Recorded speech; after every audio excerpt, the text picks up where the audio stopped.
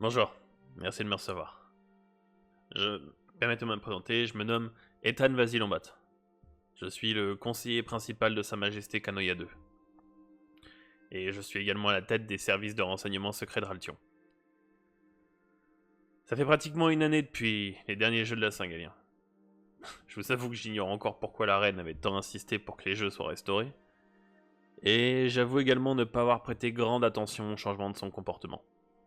Du moins, jusqu'à un certain point. Comme vous le savez, il y a eu un coup d'état il y a quelques semaines. La reine n'est plus sur le trône. Afin de vous expliquer en détail les récents événements, il me faut remonter un an en arrière, au tout début du premier quart de l'an 816. Le Conseil royal s'était réuni comme à son habitude. Une discussion entre les familles les plus puissantes du royaume afin de parler de l'année à venir. Lors de cette entrevue, la reine aborda le sujet de la Saint-Galien et de sa volonté de célébrer à nouveau la mémoire de ce héros de notre nation. Ce, en respectant bien sûr les traditions de l'Académie du Vent de l'Ouest. Une proposition applaudie des plus conservateurs et boudée des plus avides, n'y trouvant pas leur compte. Le conseil s'acheva sur un plan décisionnel afin de clarifier l'organisation des jeux.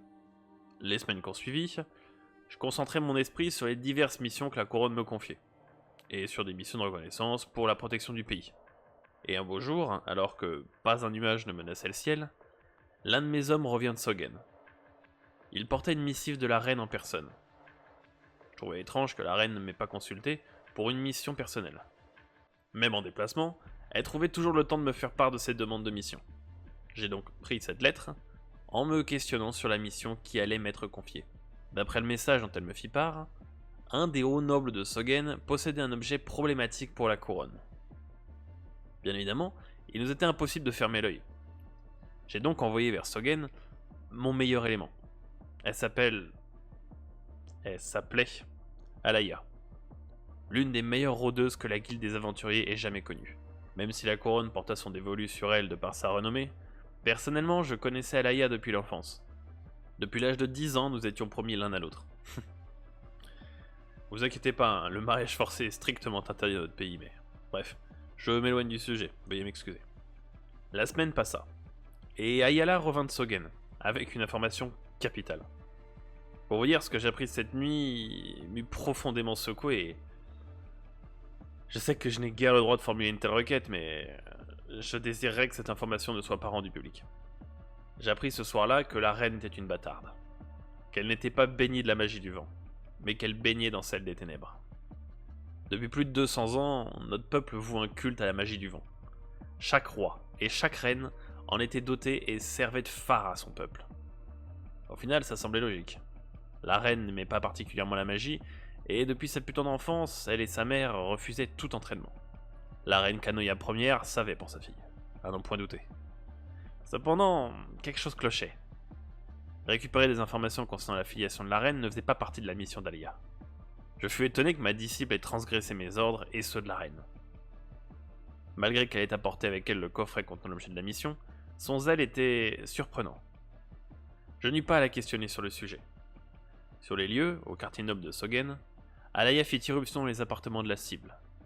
C'est là-bas qu'elle découvrit le corps sans vie d'un homme, tenant dans ses bras un linceul noir couvert de runes. À l'intérieur se trouvait un objet, que vous connaissez malheureusement tout aussi bien que moi. L'artefact le plus maléfique de tous, Clower. Et c'est en découvrant cet objet qu'Alaya eut conscience de la situation et qu'elle décida d'enquêter plus en profondeur. Pensant l'avoir mal entraîné, je me rendis compte que je l'avais parfaitement formé. Ayant foi en ma reine, je lui confiai moi-même l'artefact. Elle me questionna sur la mission. Ne pouvant mentir à Sa Majesté, je lui confie l'intégralité des informations qu'Alaya avait découvertes sur place. Elle me révéla nous avoir envoyé chez son père biologique dont elle avait senti la présence et l'aura en rêve. Et c'est grâce à cette vision qu'elle a pu nous guider jusqu'à lui. Suite à cette soirée, le temps passa. Quelques mois plus tard, et alors que la date des jeux approche à grands pas, la reine se mit à rater de plus en plus de conseils économiques, stratégiques et défensifs. Elle finit même par ne plus se présenter aux réunions mondaines du royaume et du continent. Un problème majeur quand vous dirigez la première puissance commerciale du crâne. Et j'insiste sur le commercial, car je sais que certaines nations sont tout à fait capables de nous supplanter militairement. Enfin bref. M'inquiétant de son état, j'ai assigné Alaya à sa protection rapprochée. Ce, afin de trouver éventuellement le mal qui pouvait l'arranger. Et ce n'est que quelques jours plus tard qu'un drame se produit au cours de ce que j'appellerais la nuit maudite. Alors que les lunes étaient hautes dans le ciel, un hurlement presque inhumain retentit à travers toute la salle du château. À la tête de l'intégralité de la garde du palais, je me hâtais vers les quartiers de la reine. Bousculant les portes, mon regard se porta sur une scène qui me saisit violemment au cœur. La reine, le gantelet à la main, se tenait au-dessus du corps sans vie d'Alaya, baignant dans une mare de sang. J'entrepris rapidement de fermer les portes, laissant les gardes à l'extérieur, et je m'approcha d'elle. Et je vis une petite chose toute rouge au creux de sa main. Clower tenait dans ses serres le cœur d'Alaya. J'interrogea la reine, toujours sous le choc. Elle se sentait menacée et pressentait une présence dans la pièce. Paniqué, le gantelet guida sa main vers le cœur de son prétendu assaillant. Je vous cache pas que ce premier événement ne manqua pas d'ébranler tout ce qui faisait de moi ce que je suis. C'était à rien comprendre. Depuis le décès de sa mère et prédécesseuse, elle avait été une reine exemplaire. Les citoyens de Raltion l'aimaient, l'acclamaient. J'ai donc caché aux yeux de tous le meurtre. Et aujourd'hui encore, la population ignore ce que j'ai fait. Il va de soi que j'aimerais également que cette information ne s'ébruite pas, si possible. Pour en revenir à notre histoire, je tentais en vain de convaincre la reine de s'éloigner de Clower. D'ailleurs, plus jamais je n'eus l'ascendant sur elle quand il s'agissait de l'artefact. Et pour être honnête, je ne vous cache pas ma stupéfaction quand elle prit la décision de mettre en jeu l'artefact lors des Jeux de la Saint-Galien. Son ambition faisait écho au remaniement barbare des jeux qui avaient eu lieu lors de l'an 766. Pour reprendre, en ce milieu d'année 816, la popularité de la reine était au plus bas. Ayant négligé ses obligations, le royaume de Raltion fut frappé par de nombreuses restrictions et d'une forte diminution des richesses commerciales, au point d'être même quasiment rattrapé par la Tugurie. L'apogée de cette déchéance étant relatée par les tragiques événements du tournoi. Et je ne rejette point la faute sur ces aventuriers, au contraire même. J'aurais pu les remercier d'avoir affronté ces ombres démoniaques et d'avoir séparé la reine de l'emprise maléfique de Clower. Et à l'époque, je pensais naïvement que tous nos problèmes avaient été résolus. Un mois après les événements de la Saint-Galien, elle ordonna qu'on lui fournisse l'identité des 3 aventuriers présents. Seule l'identité d'un certain Brad Matchamp avait été confirmée. Nous avons également pu confirmer ses origines. Le petit hameau de Péridossier dans les Synchronides, que vous connaissez. Mais nous avions également retrouvé leurs traces. Le capitaine de la garde, Dame van der Hart, fut missionné pour rejoindre le nord et capturer les aventuriers. Mais ça, vous le savez déjà.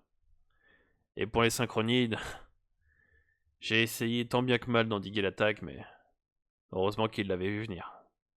À cause de mon comportement, c'est hystérique que la reine me démie de mes fonctions. La capture de la capitaine n'a absolument rien arrangé les choses. Donc je vidai les lieux. Et c'est alors que je quittai le palais, la tête basse, que mes pensées se tournèrent vers Alaya, et vers les habitants de ce royaume. Au plus profond de moi, je savais que je ne pouvais laisser le pays mourir, alors que moi et mes hommes avons consacré nos vies pour lui. Je suis donc parvenu à convaincre la garde, les services de renseignement, et même l'académie de me suivre. Et à nous seuls, leaders de nos factions, nous avons fait arrêter la reine, et avons rendu le pouvoir au peuple. Désormais, vous et les autres nations auront à traiter non plus avec le royaume de Raltion, mais avec sa république. Nous en avons fini avec la royauté. Concernant Imelda Canoia II, j'attends l'avenue de Mage de la Crête. Ils vont venir étudier son cas, afin de prendre connaissance de l'affliction qu'elle subit encore à ce jour. C'est donc au nom du peuple que je suis venu, Dame Mayflower. Je vous implore, en tant que membre fondateur de la République de Raltion, de ne pas tenir rigueur aux mots et aux actions de l'ancienne reine et de l'ancien régime de Raltion. Et je vous implore de ne pas engager de rix contre le peuple qui s'est libéré. Si vous le jugez nécessaire, nous accepterons volontiers d'apporter une compensation à Ingworm. Merci de m'avoir écouté. Certes, cela peut attendre, mais j'aimerais également que nous abordions le sujet de la capitaine Van der Hart.